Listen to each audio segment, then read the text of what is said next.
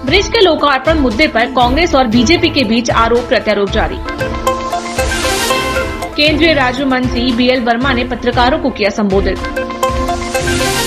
सफाई संरक्षकों को सम्मानित कर नगर निगम ने जताया आभार।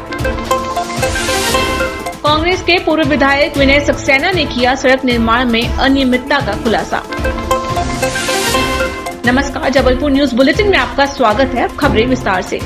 जबलपुर में फ्लाईओवर ब्रिज के लोकार्पण के मामले में कांग्रेस और बीजेपी के बीच आरोप प्रत्यारोप का दौर जारी है। ब्रिज का मुद्दा बनाकर कांग्रेस जहां प्रदर्शन कर रही है और सोशल मीडिया में बैनर, पोस्टर, कार्टून शेयर कर भारतीय जनता पार्टी के नेतृत्व पर निशाना साध रही है, वहीं लोक निर्माण विभाग मंत्री राकेश सिंह ने मामले में कांग्रेस को दो टूक जवाब दिया है। मीडिया के बंधुओं को मैं शब्दों की मर्यादा का हमेशा ध्यान रखता हूं और संयम भी रखता हूं, लेकिन मुझे नहीं लगता कि कोई छुटभइयों की बातों का मुझे जवाब देना चाहिए। लोकार्पण निर्धारित समय पर पूरी भव्यता के साथ होगा। अधूरे पुल का लोकार्पण नहीं हो सकता। जो अपने घर के सामने की नालियां नहीं बना पाए, वो मध्य प्रदेश के सबसे बड़े फ्लाईओवर का लोकार्पण का सपना देख रहे हैं। ऐसा करने के लिए पहले जनता की नजरों में उन्हें अपनी इमेज बनाना पड़ेगी, उन्हें चुनकर आना पड़ेगा और उसके बाद शायद ये काम उनसे हो सकेगा। लेकिन आप सबकी जानकारी में है, ये वो ब्रिज है जिसे कांग्रेस की सरकार में रहते हुए निरस्त कर दिया गया था। कल नगर निगम में बाकायदा महापौर जी ने इसके बारे में वक्तव्य दिया है और आज उसके लोकार्पण का सपना देख रहे हैं। चिंता मत करिए, बहुत सुंदर मध्य प्रदेश का सबसे बड़ा और भव्य ब्रिज बनने जा रहा है। इसमें बहुत सी खूबसूरती अभी और बढ़ने वाली है, बहुत अच्छी लाइटिंग होने वाली है। इसके नीचे एक प्लेग्राउंड भी तैयार हो रहा है और उसके बाद इसका लोकार्पण भव्य तरीके से होगा, जिसमें हमारा केंद्रीय नेतृत्व भी होगा, मध्य प्रदेश का नेतृत्व भी होगा और जबलपुर की जनता होगी। और इसमें अगर कोई नहीं होगा तो वे वो लोग हैं जिनके लिए अंगूर खट्टे हैं। केंद्रीय राज्य मंत्री बीएल वर्मा ने विकसित भारत के लिए मोदी सरकार के 11 साल समर्पित विषय पर पत्रकारों को संबोधित किया। उन्होंने कहा कि मोदी सरकार देश के लिए समर्पित रही है। साथ ही कहा, भारत की सेना ने आतंकियों पर उनके घर में घुसकर प्रहार किया है। इस मौके पर लोक निर्माण मंत्री राकेश सिंह, राज्यसभा सांसद सुमित्रा वाल्मीकि, सांसद आशीष दुबे, जिला अध्यक्ष रत्नेश सोनकर, विधायक अशोक रोहाणी, अभिलाष पांडे, महापौर जगत बहादुर सिंह अन्नू, नगर निगम अध्यक्ष रिंकूच विज मौजूद थे। माननीय प्रधानमंत्री मोदी के नेतृत्व में 11 वर्ष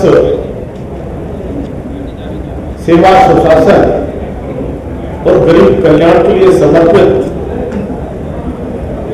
ऐसी प्रेस वार्ता में उपस्थित हमारे बीच मध्य प्रदेश भाजपा के प्रदेश के अध्यक्ष रहे, लंबे समय तक आए हुए मेरे सभी सम्मानित पत्रकार, छायाकार मित्रों, आदरणीय प्रधानमंत्री मोदी जी के नेतृत्व में हमारी केंद्र की सरकार ने 11 वर्ष पूर्ण किए। 11 वर्ष जिस तरह से सेवा, सुशासन और गरीब कल्याण के लिए यह मोदी सरकार समर्पित रही है,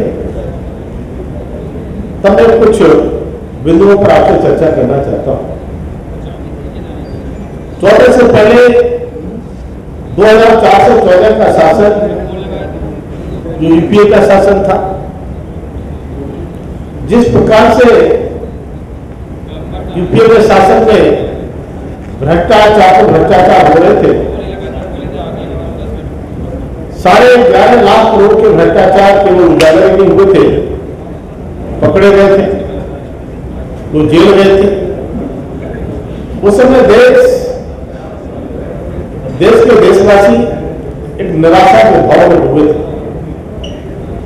और विकसित देशों की तरफ टकटकी लगाकर देखा करते थे। तब उस समय हमारे प्रधानमंत्री मोदी जी जैसे ही प्रधानमंत्री का दायित्व संभाला और उन्होंने आते आते कहा कि मेरी सरकार गरीबों को समर्पित है। जिस प्रकार से इस प्रकार के नजारे कितने गरीब जिन्होंने पक्के घर का सपना भी नहीं देखा होगा,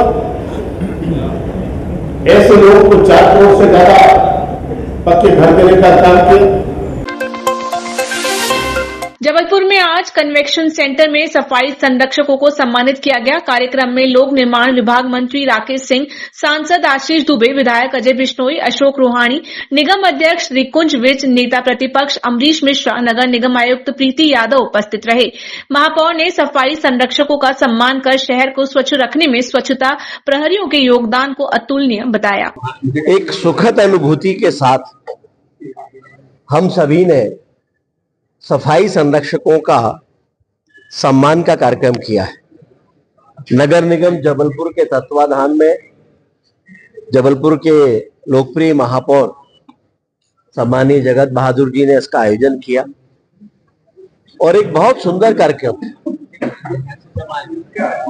एक ऐसा सम्मान समारोह जिसमें सफाई संरक्षकों को सम्मानित करके ऐसा लगा कि हमने व्यवस्था का सम्मान किया।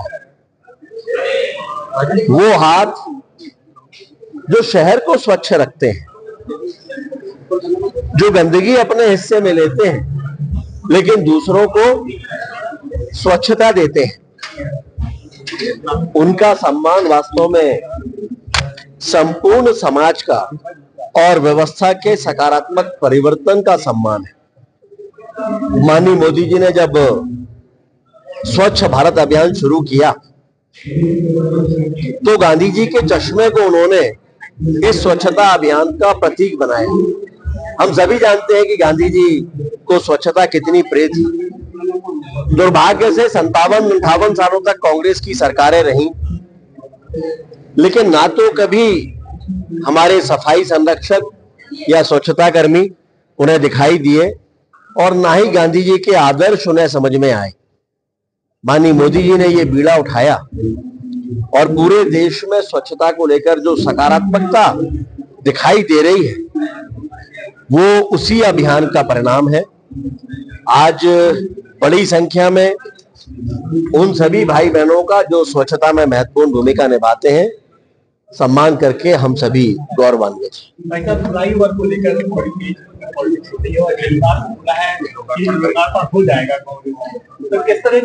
मुझे क्या लगता है कि आपको मीडिया के बंधुओं को मैं शब्दों की मर्यादा का हमेशा ध्यान रखता हूं और संयम भी रखता हूं, लेकिन मुझे नहीं लगता कि कोई छुटभइयों की बातों का मुझे जवाब देना चाहिए।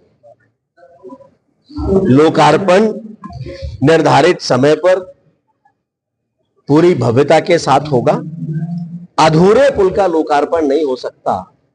जो अपने घर के सामने की नालियां नहीं बना पाए वो मध्य प्रदेश के सबसे बड़े फ्लाईओवर का लोकार्पण का सपना देख रहे हैं। ऐसा करने के लिए पहले जनता की नजरों में उन्हें अपनी इमेज बनाना पड़ेगी, उन्हें चुनकर आना पड़ेगा और उसके बाद शायद ये काम उनसे हो सकेगा।